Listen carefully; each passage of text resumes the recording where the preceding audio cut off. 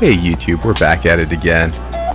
Checking out Universal Studios Hollywood Theme Park, City Walk, and Super Nintendo World. A couple of updates I want to share with you. So jumping right into it, this week is the Fast X premiere. City Walk had a private screening for employees, I believe. As you can see there on the big screen, they have the trailer running. The entire area has been barricaded off. You can go and grab your ticket if you were fortunate enough to have one. I was not, but pretty cool. Another update, Production Central has moved from inside the park to out on City Walk. It's right next to Voodoo Donuts.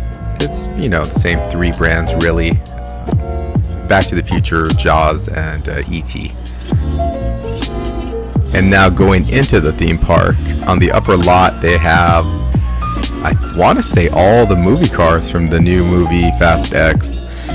Really beautiful cars. Feels like there's something here for everyone. You got the Lamborghini, you got a Charger. I don't think these cars are complete though. I don't think they have the inner workings of a car with the oil and all that stuff. They just finished remodeling this entire area. I can't see them risking, you know, any type of fluid leaking or marks being left behind, but they're there.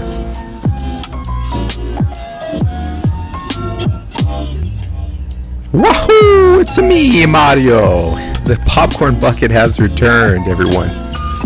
You can get it at the lower lot. I didn't see them anywhere on the upper lot or even in the City Walk store.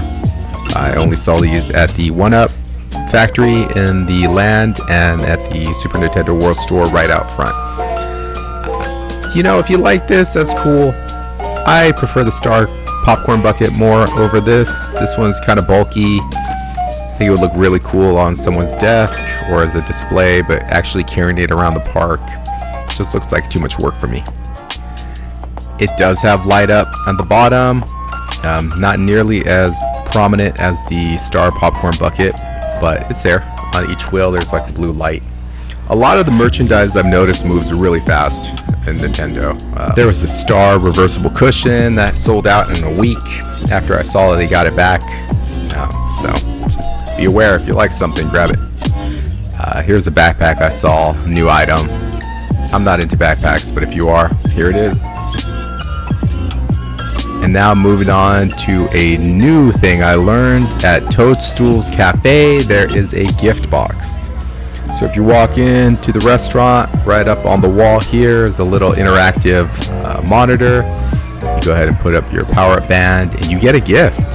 And these gifts register in the app as as coins, like I got right here on the first gift. On the second gift, I actually got a stamp. So I didn't know how this worked. I was still trying to figure it out. But eventually I got it. So you'll see my second gift here is a turnip. And when I went into the app, I saw, hey, I got the turnip stamp. So if you're wondering how to collect those, you're going to do it through here.